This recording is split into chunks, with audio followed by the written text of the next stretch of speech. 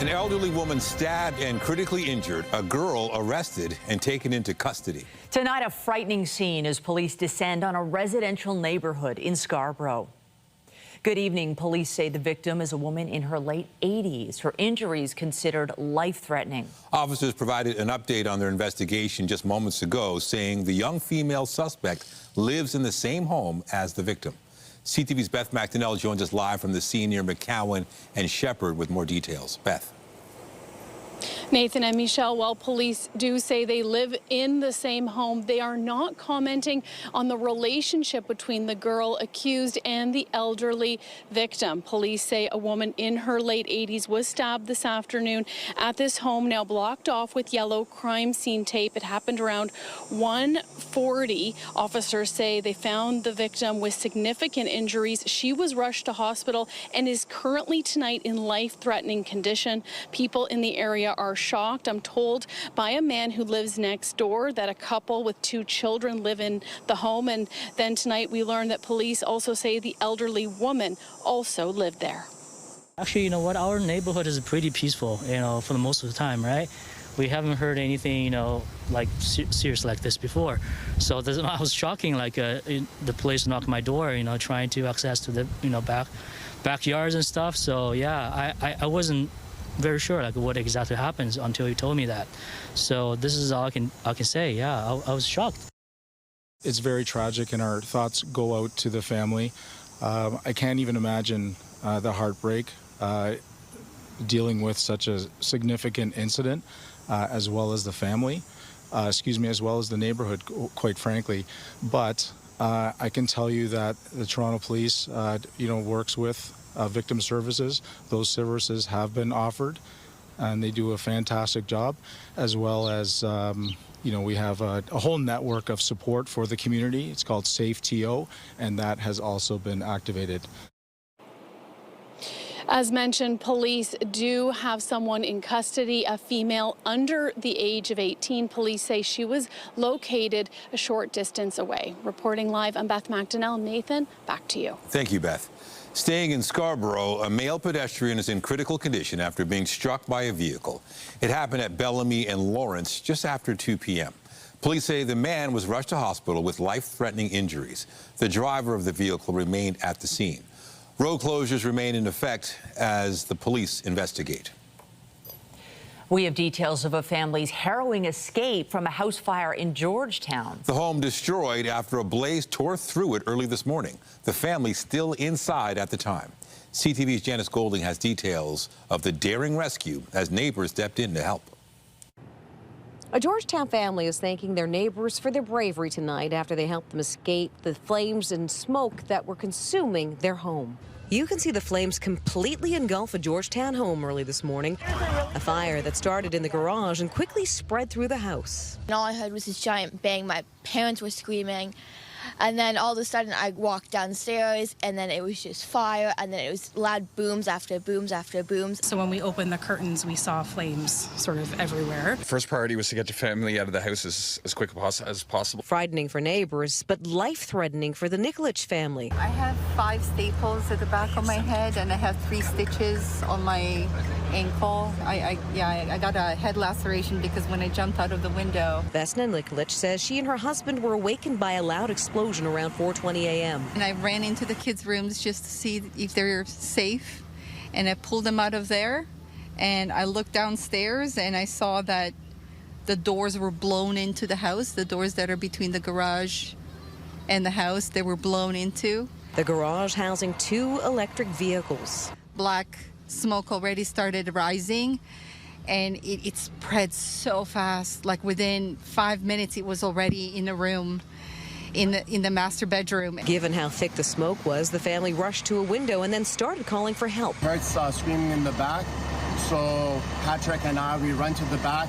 We jumped over the fence, and then they were up there. We saw a window. 2 neighbors, including Ahmad Chowdhury, came running. Patrick saw a plywood next to the neighbor. We took that, we put that against the house, and we just like, yo, just jump, just jump. The first kid jumped, Patrick caught him. The second kid, we got him. The family was rushed to hospital and treated for smoke inhalation and minor injuries. Honestly, the hardest thing for me is not having the pictures of my children from birth on. That's, I think, the hardest thing for me. Everything else is just, it can be purchased again. Along with Vesna Nikolich's home, 2 adjacent homes were also touched by flames, with the damage estimated to be in the millions. The Ontario Fire Marshal's office is investigating, although the fire is not considered suspicious. I'm Janice Golding. Now back to the desk. And emergency crews also battled a residential fire in Brampton this morning. It broke out at a home near Torbram Road and Father Tobin Road at around 2 a.m. The blaze reached 2-alarm status before firefighters were able to extinguish the flames. No injuries have been reported, and the cause is under investigation. Also tonight, a community rallies together after an 8-year-old boy is killed by a stray bullet. The calls for justice and the demand for more to be done to stop gun violence.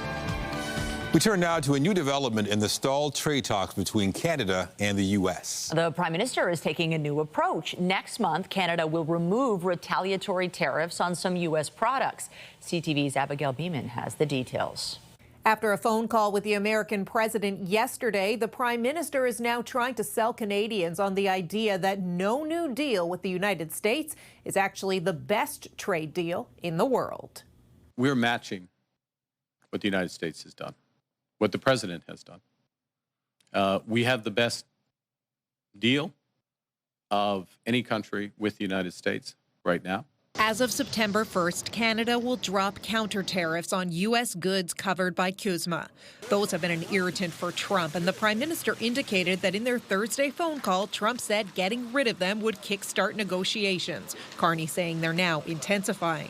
In the Oval Office, the president now saying he wants to be very good to Canada. He's removing his retaliatory tariffs, which I thought was nice, and we're going to have another call soon. Yeah, we had a very good call. You're getting closer towards an agreement on trade? I like them. Carney is trying to sell this as matching the U.S., using that word multiple times, since the U.S. has no tariffs on CUSMA-exempt goods. But the tariffs that remain from the U.S. on steel and aluminum are higher than Canada's. We're not raising those today. We've matched the tariffs on autos, similar structure as the U.S. We do have a difference between our tariff on U.S. steel and our tariff on U.S. aluminum. Those are part of the intensive discussions that we're underway right now. Ahead of the announcement, the Prime Minister brought cabinet together in a virtual meeting, and the minister responsible for U.S. trade briefed the rest of caucus after. Carney also said the renegotiation of CUSMA could take as long as 18 months to work out. Trade experts say what happens there will be the real issue for the long term.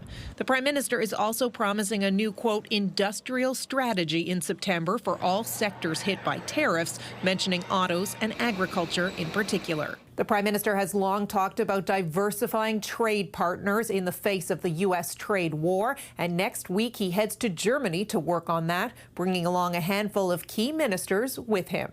Abigail Beeman, CTV News, Ottawa. Opposition leader Pierre Poilievre responded to what he called concessions by the Prime Minister. Mr. Carney being the negotiator he promised he would be, that he would get something after giving something. But not so. Today we learned that it has been yet another capitulation and climb down by Mark Carney. His elbows have mysteriously gone missing. Poilievre pointed out Carney did not get anything in return for the removal of tariffs and says today's actions continue the, quote, weakness Carney has shown on the world stage. Ontario's premier is also reacting, saying on social media, I spoke with Prime Minister Carney following his announcement to stress the need for an agreement with the United States that provides relief to our tariff-impacted sectors, including steel, auto, forestry, and copper. If the federal government can't achieve that, they need to hit back hard against U.S. tariffs and provide additional supports for the workers and businesses in these sectors. The federal government also needs to move fast to ensure Ontario Steel is helping to build the future of Canada. Everything we make in Canada, from ships, military equipment, pipelines to every piece of infrastructure, should be made using Ontario and Canadian steel. Let's get moving. The province has appealed a court decision blocking its push to remove bike lanes from several major Toronto streets. Last year, the Ford government passed legislation to rip up those lanes along Bloor, Yonge, and University. The province said they're trying to free up space for vehicles to help tackle gridlock. Cycling advocates filed a constitutional challenge arguing the removal would put road users' lives at risk. Last month, a Superior Court judge agreed and pointed to expert evidence claiming removing bike lanes would not achieve the province's asserted goal of reducing congestion.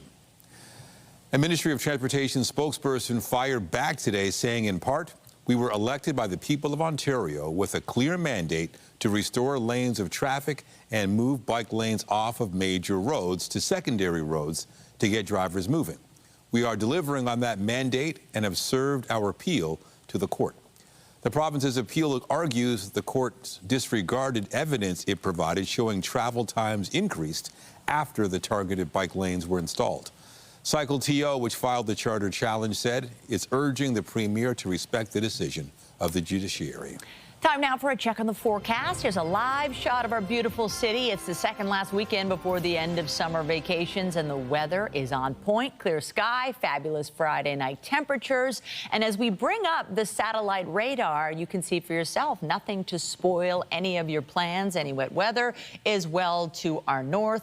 Temperature-wise, there is a bit of humidity, making it feel like 28 in Hamilton, 31 in Niagara Falls, 30 in Windsor. And if we zone in on Toronto, currently on the islands, look at that. Feels like 29 degrees, bright sunshine, a little bit of clouds in the mix near Pearson, but relatively the same temperature. And tonight, light winds, 17 degrees, clear skies. It's just what you want on a Friday evening. What to expect for your Saturday, Sunday, whether you're in the city or heading up to cottage country, we've got you covered. Still ahead. We turn to a united call to end gun violence in Toronto. A rally in honor of Javé Roy, that 8-year-old boy struck and killed by a stray bullet while in bed almost 1 week ago. CTV's Scott Lightfoot has more on the calls for action and justice at City Hall today. They gathered to mourn and to call for change, all in memory of 8-year-old Javé Roy. Javé's voice is still going to be heard regardless of if he's with us in this physical world. He's now with us in spirit. Justice for Javé is what organizers called this rally outside City Hall, just 6 days after the boy was struck by an errant bullet meant for someone else. It was around 12:30 last Saturday morning when one or more shooters opened fire from near the sidewalk along Trithui Drive. They were aiming at someone near this playground. The bullets missed and pierced the building, striking Javé, who was laying in bed with his mother. The outpour of love and support, like I can't even imagine where I'd be if I didn't have this support. It gets me through one day at a time. Among those who turned out today to show support, strangers, angered by the senselessness of the boy's death. Devastated. I'm a mom of 3. It's unacceptable. And there were mothers who have lost sons to gun violence. As I used to say, this will never hit home for me. You know, I used to see mothers crying on the TV, they lost a son, and I say, you know what, this wouldn't come. And then it came straight to my doorstep.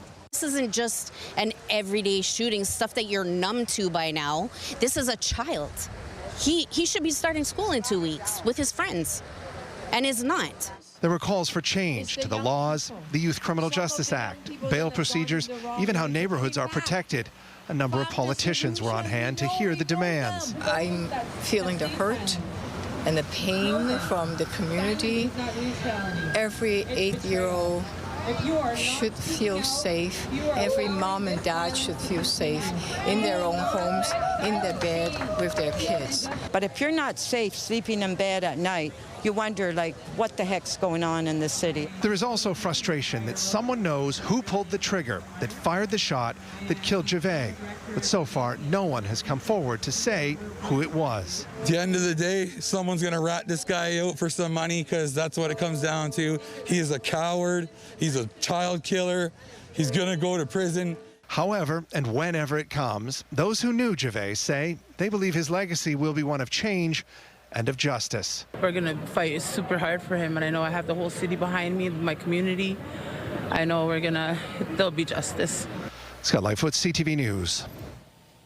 Peel Regional Police say they have a suspect in custody after issuing an Amber Alert yesterday evening, right about this time. The subject of the alert was an 8-month-old boy who police say was found in good health. Investigators say a 40-year-old man they arrested early this morning in Brampton was the baby's uncle. Last night's Amber Alert was canceled about 40 minutes after it was issued. Police in Western New York are investigating a tragic bus crash that resulted in multiple fatalities and dozens of injuries. We have some folks that have some head injuries. We have some folks that have some extremity fractures. 2 patients are in the operating room right now, one with internal injuries that are being managed and one with a severe extremity injury. And then we have several folks still getting evaluated of lesser complexities. The tour bus rolled over when the driver lost control on a highway. About 50 people were on board. The crash occurred on Interstate 90 in Pembroke, about 45 kilometers east of Buffalo. The bus was traveling from Niagara Falls to New York City. No other vehicles were involved, and the driver is cooperating with investigators. Here in Canada, there are concerns tonight for those who rely on disability benefits, with reports people have not received them. CTV's Adrian Gobriel now on the delay in direct deposits. Canadians who depend on federal disability benefits have been left with an empty feeling at the ATM this week. I checked and it's not there, and I went, okay, no breakfast. In July, Ottawa began making payments through its new federal disability benefit that tops out at $200 a month for a total of $2,400 a year. It lets them buy some essential over-the-counter painkillers, maybe, pay for their food, pay a backlog of bills and debt, pay their rent. This past Thursday, Canadians living with a disability, like Victoria State, were supposed to receive the program's second payment. Many have been left empty-handed. Excuse me, you started a program for people who are struggling. CTV News called the Canada Disability Benefit Call Centre hotline. We were greeted with this voicemail. Due to a system issue, some Canada Disability Benefit payments issued by direct deposit for the month of August 2025 will be delayed. We apologize for the inconvenience. In March, Prime Minister Mark Carney eliminated multiple cabinet positions, including the now former Minister for Diversity, Inclusion, and Persons with Disabilities. Advocates say issues like this are proof that Carney's move was a mistake. This basically means that we are lumped into a huge portfolio that the current Minister of Jobs and Families is responsible for. So we are not a top priority. We asked the federal government for an explanation as to why payments haven't been made. A spokesperson didn't directly answer our question, saying in part, they are pleased to confirm that the majority of CDB payments are completed. A limited number of client payments remain outstanding due to an isolated systems issue. You don't start a program and then drop the ball. Thank you very much. You people are getting a paycheck. You got a paycheck because you can get food. I don't got a paycheck, and I got no food.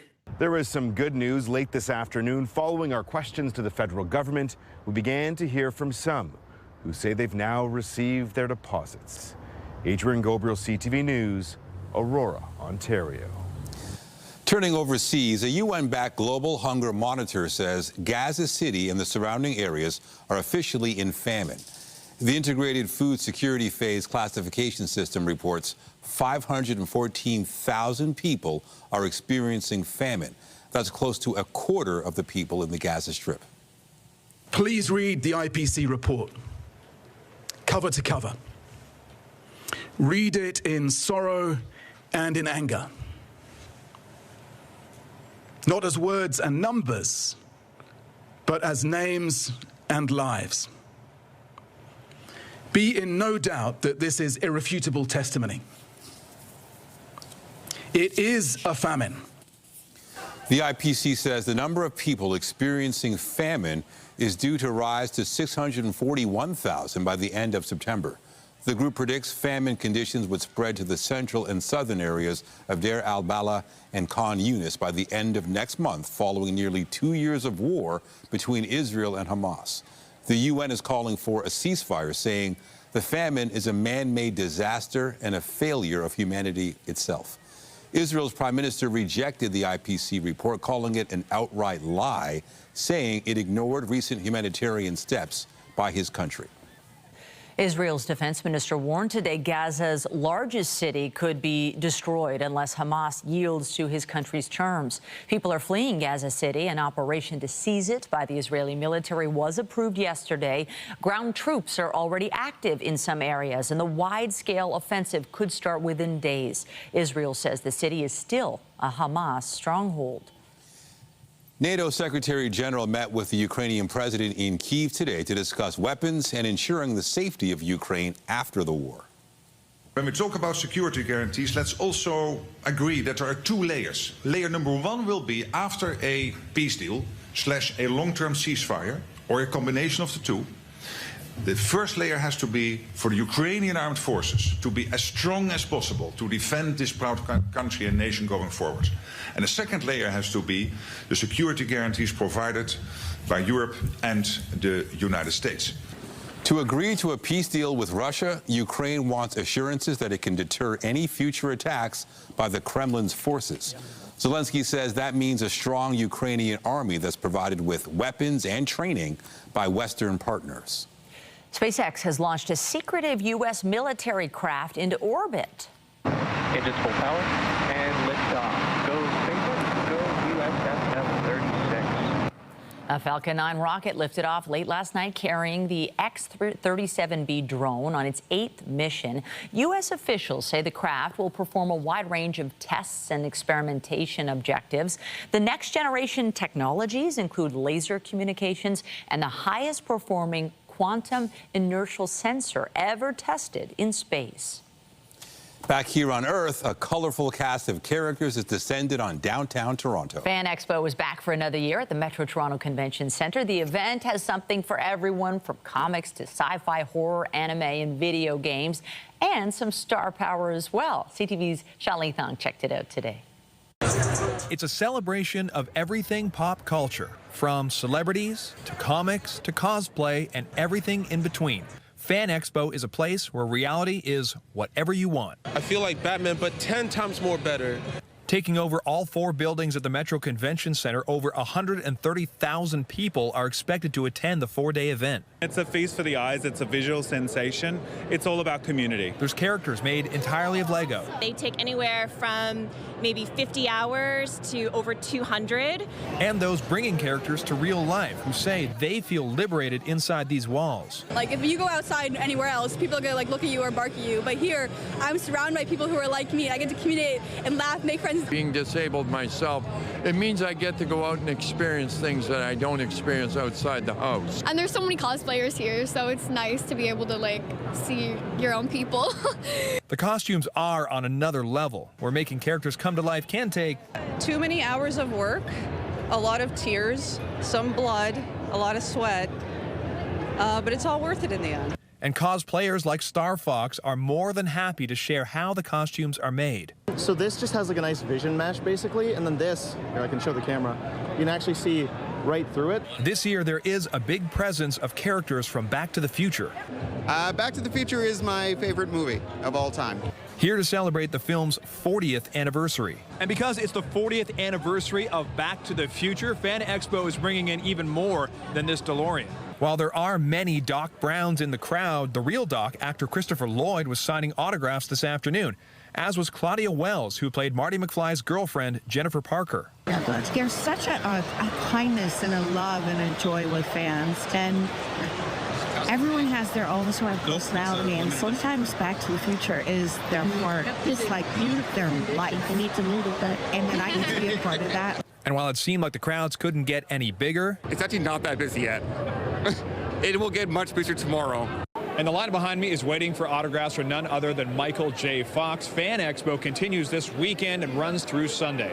Sean Lee Thong, CTV News.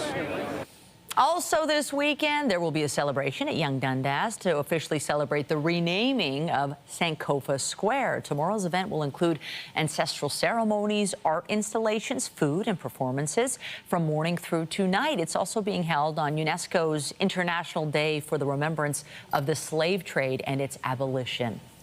Looking further north, the Toronto Korean Festival has taken over Mel Lastman Square.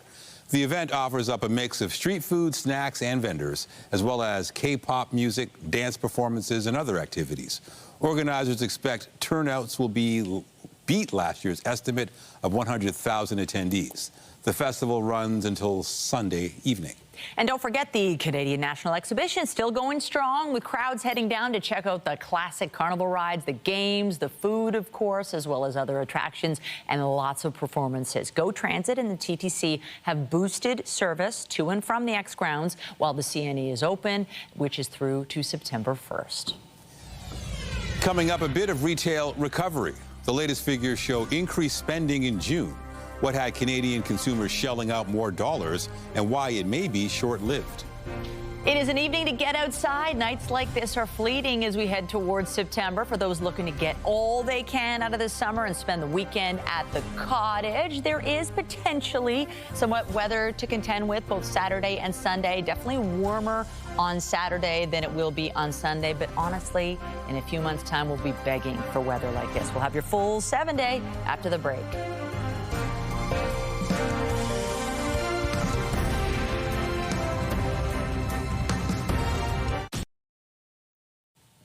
Well, still, there's another month left in summer. That's good, but it's the second last weekend before the end of summer vacation. That's not good. That's a concern. Definitely not. And we're going to talk now about retail sales, because there were some encouraging signs on Canada's economy today as June numbers show an increase in retail sales by more than 1.5%. CTV's Camille Karamali has a look at what we're seeing now in terms of growth when many predicted a recession. Retail analysts say this growth doesn't necessarily show signs of a super strong economy, but it's not as bad as many expected given the trade war. Retail sales rose 1.5% to more than $70 billion. That's because all 9 Canadian sectors showing either no change or an increase in sales for June. The sectors with the highest increases compared to May: clothing with over 5% growth, building material with supplies with over 2%, and food and beverage seeing more than a 2% increase in sales. Across the country, Ontario saw one of the biggest retail sale increases at over 3%. Quebec remained unchanged, while BC and Alberta saw 1.5% and 1% increases in sales. In May, retail sales slumped, dropping more than 1%, largely because of a fall in vehicle sales, with tariffs on aluminum and steel and the trade war playing a role. But for June, auto sales remained mostly unchanged, climbing less than 1%. If we talk about, for things from a consumer standpoint, we are still seeing wage gains happening. The labor market is starting to, contract a little bit, but not a heck of a lot yet. It's mostly concentrated in tariff-related sectors where we're starting to see the bleeding happen. And so as a result, consumers are still spending. As for July, Statistics Canada says retail sales are expected to drop by 0.8%. Kamil Karamali, CTV News, Toronto. All right, so now we're talking about that forecast. And, I was saying that we do have a month left in summer. That's good. But for the kids, their vacation's coming to an end soon. Only a full week left, 2 more weekends. So take advantage of it. This is that time where kids start to be like, oh, we only have this many weekends left. But there's still plenty of time, honestly, and I feel like I want to wipe the lens on this shot, but even with this messy lens, you can see that we have a beautiful Friday night. And I feel like, don't you feel like this summer we've been so lucky with Friday nights, and the weekends have been so great? You're right. I think every weekend it seems like it's been pretty good with nice warm temperatures and not a lot of rain. Yeah, so that's exactly what we have tonight, Nathan. Look at this. It feels like 29 degrees, so there is some humidity in the mix, but really comfortable for whatever you have planned. Maybe you're going to the CNE. We mentioned it earlier. Everybody going tonight is going to say, oh, I'm so glad we picked today to go, because really comfortable, clear conditions. The lows, it's actually a tad above seasonal. The norm this time of year is 15. So in Toronto, 17 degrees is the low tonight. Probably don't need a sweater at all. I might bring one, but honestly, look at this, clear conditions. And tomorrow when you wake up, the sky will be clear, 17 at 5 a.m., warms up to 20 by 7, mainly sunny conditions, a bit more cloud by mid to late morning, but there's some humidity as well, so it is going to feel warm for your Saturday. The high in Toronto, 27 tomorrow, but feeling like 33. 34 even in Hamilton, 31 in London, 34 in Kingston. So if you're going to the CNE tomorrow, nice conditions, a bit cloudier, but with that humidity, you should be warm and you should enjoy yourself. I do want to mention as we head through the day tomorrow, mainly in the latter half, we've got some cold air moving in. And what does that do? Well, there is the potential for unsettled weather, but look, at 9 o'clock, it really is looking like the unsettled stuff is to the north of us, so we might be totally in the clear. I'm going to say Saturday night will be nice for us in Toronto and most of the GTA. And then heading towards Monday, potential through Sunday, some cloudy conditions, but really we're in for a nice weekend. Look at that. Like I mentioned, highs of 27 on Saturday, 25 on Sunday, bit more chance of shower on Sunday, but likely we won't see anything. And then when we move into next week, the last day, the last week off for kids everywhere, it is unsettled to start Monday, Tuesday, and look at the high, 20 degrees. It's going to feel cooler during the day and definitely fresher nights, but then it dries out for Wednesday, Thursday, and Friday and warms up a tad. Could be warmer, but not bad at all. Enjoy yourselves. Thank you, Mish. Also tonight, medication mishap. A warning about the dangers of getting the wrong dosage from a pharmacy after a 10-year-old is rushed to emergency. The calls for safer measures coming up. Parents of a Winnipeg girl are speaking out about a medication mix-up that caused their 10-year-old daughter to overdose. She ended up in hospital after she was given a dose far higher than her prescription. As CTV's Jeff Keel tells us, her parents are placing the blame on a local pharmacy. Andrea Thidrickson and Kevin Barkley say their 10-year-old daughter overdosed because a local pharmacy gave her a wrong dose. We already know that the dosage received should have never been given to a child. While staying with a family friend last week, the girl was given a pill from her bottle of medication that she routinely takes. The friend noticed the girl was not her normal energetic self afterwards. She was basically zonked out for the entire day and lethargic. The next morning, their daughter took a second pill, but this time she became very ill and started throwing up. Our family friend sent me a picture. I did not recognize the pill. That's because the parents say the pill the pharmacy dispensed was 20 milligrams, 10 times the 2 milligram dose prescribed by their doctor. That was the panic, instant panic. Yeah. Like, so you knew that was a my big heart dose. just dropped. Yeah. Calls to poison control and their pediatrician sent them to the Children's Emergency Department.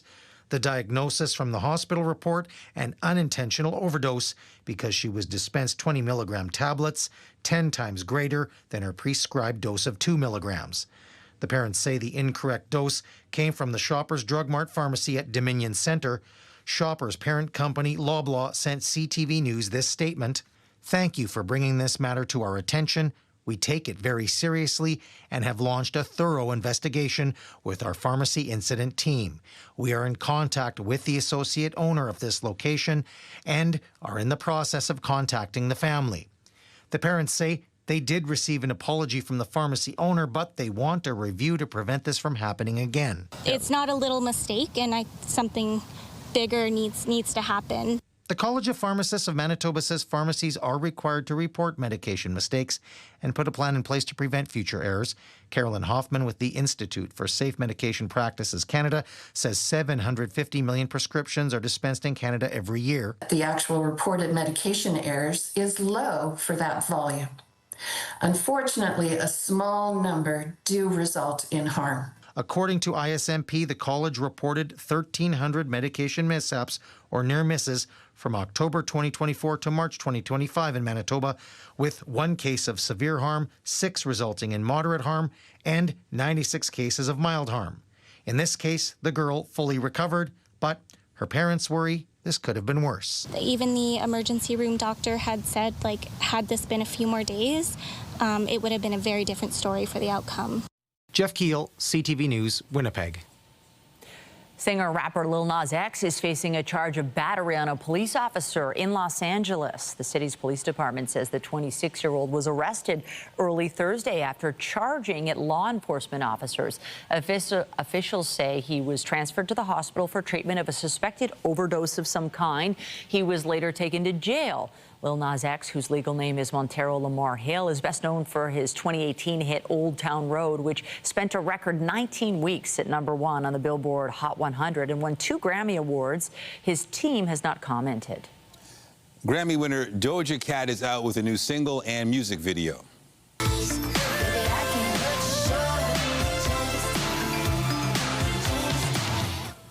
After teasing new music last night, the singer shared her track, Jealous Type. The lyrics are about complicated feelings she's having about a romantic partner. The song is the first track from Doja Cat's album, Vi, which is set to debut next month. She also unveiled tour dates in Asia, Australia, and New Zealand, saying more cities will be announced soon. Back here in Toronto, crews are hard at work preparing for the Oasis concerts on Sunday and Monday. Our CTV News chopper got a look at the work at Rogers Stadium, which is one of just 5 North American venues these British rockers are playing on their big reunion tour. With massive crowds expected, officials advise planning your trips to and from the shows in advance. And a reminder, it's Rogers Stadium, not Rogers Centre. It's expected to be a quiet weekend at the box office, and that may lead to an unexpected #1. The world will know you as pop stars. But you will be much more than that. K-pop Demon Hunters is an animated movie about a supernatural music group, which is on trend to become the most viewed movie ever on Netflix. The streaming platform set in-person sing-along screenings for this weekend, which Deadline projects will be enough to secure it the top spot. Last week's #1 movie, Weapons, is projected to slide to second as it crosses $100 million US at the North American box office. After the break, former Cy Young winner Shane Bieber takes the mound in his season debut as the first-place Blue Jays take on the Marlins in Florida. Hey there, Toronto. I'm Teddy Wilson. And I'm Nicole Servinas, so welcome to Things to Know T.O. Welcome indeed. So each week our show shines a spotlight on some of the awesome businesses, services, initiatives, and events right here in our fantastic GTA community. It's companies like these that make Toronto one of the world's greatest, most vibrant cities, and also a pretty great place to work, play, and live in. Well said. So join us every Saturday on Things to Know T.O. And don't forget, you can catch all of our episodes on our website, thingstoknowto.ca. It's very tragic, and our thoughts go out to the family. I can't even imagine the heartbreak. Updating our top stories, a woman in her 80s is fighting for her life in hospital after a stabbing in Scarborough this afternoon. Police say they responded to a home in the Shepherd and McCowan area at around 1:30 p.m. They arrested a girl under the age of 18 years of age who they say lived at the same residence. So when we opened the curtains, we saw flames sort of everywhere. The first priority was to get the family out of the house as quick as possible. In Georgetown, neighbors are receiving some praise after stepping in to help a family escape safely from a house fire this morning. The residents were rushed to hospital and treated for smoke inhalation and minor injuries. The cause of the fire remains under investigation, but it is not considered suspicious at this time. We're matching what the United States has done, what the president has done. And Prime Minister Mark Carney says Canada will remove retaliatory tariffs on some U.S. products to try and restart stalled trade talks between the two countries. Ottawa will drop counter tariffs on U.S. goods covered by the free trade deal. Conservative leader Pierre Poilievre said the PM was showing, quote, weakness and didn't get anything in exchange for the climb down.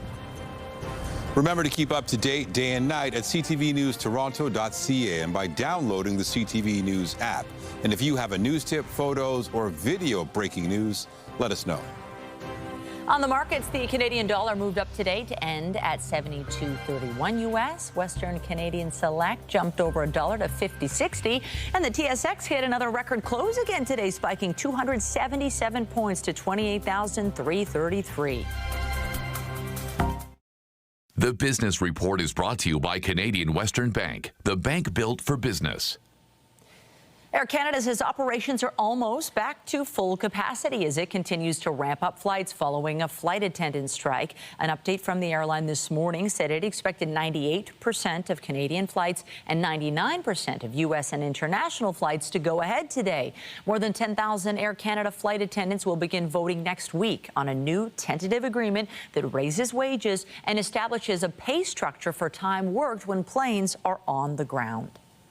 Ahead of another busy weekend downtown, Mayor Olivia Chow sharing some insights on the push to speed up construction on the Gardiner Expressway. The City of Toronto says the work will now take a year and a half rather than 3 years as originally projected. Mayor Chow told John Moore on News Talk 10 this morning the faster timeline was secured with the help of Ontario's Transport Minister, Prabmeet Sarkaria. So we went and looked at it and said, okay, this is what we can do. We can do 24/7 construction, et cetera, et cetera. We followed the expert guidelines. We were able, and he was willing to help us and put some money into it, 70+ million. He and I then went up to the company that make the girders and encourage the workers and observe. We did a tour to encourage them to build it faster for us. And then we did several midnight visits to the workers to encourage them to go ahead. So it's really the expert, the finance, and the on-site encouragement, inspection, whatever you want to call it, that made a difference. Cheerleading session, right? Absolutely. The mayor hasn't said exactly when construction will be done, but the original completion date was April 2027. The province is also working to take over responsibility of the Gardiner under its deal with the city. As children get ready to head back to class, one Scarborough organization is working to help families through what can be a stressful and very expensive time of year. The One More Wear Foundation in Scarborough is hosting its 12th annual Back to School Drive. This event happening tomorrow at 4040 Lawrence Avenue East, starting at noon, and will include free school supplies, haircuts, and braids for attendees. We have a bunch of different sponsors and supporters that have been helping us out for over the years. We have different activities for the day. Obviously, this is our 12th year doing it, so it's always fun. It's always exciting. We got the cars on display, but in regards to giving back, for the storefront at 4040 Lawrence, we partnered with them to be really in the community, really get to the people that need it the most, and that's what we're doing. So we have over 250 registrants already. We have more backpacks on the way, so we want to get everyone who needs in that area to make sure they're ready for back to school. Attendees will also have a chance to enjoy live music, a car show, and wellness demonstration. Lots of excitement among Blue Jay fans as a former Cy Young winner makes his highly anticipated debut tonight. Shane Bieber will take the mound for Toronto in the first of 3 games in Miami. He hasn't started a big league game since April 2024 when he had Tommy John surgery. The Jays acquired the 2-time All-Star in a trade with Cleveland. Toronto leads the American League East by 4.5 games over the New York Yankees. We will find out December 5th who Canada will play in the first round of next year's FIFA World Cup and what group they will be in. The date for the draw at the Kennedy Center in Washington, D.C. was announced today. Toronto will host 6 matches at BMO Field.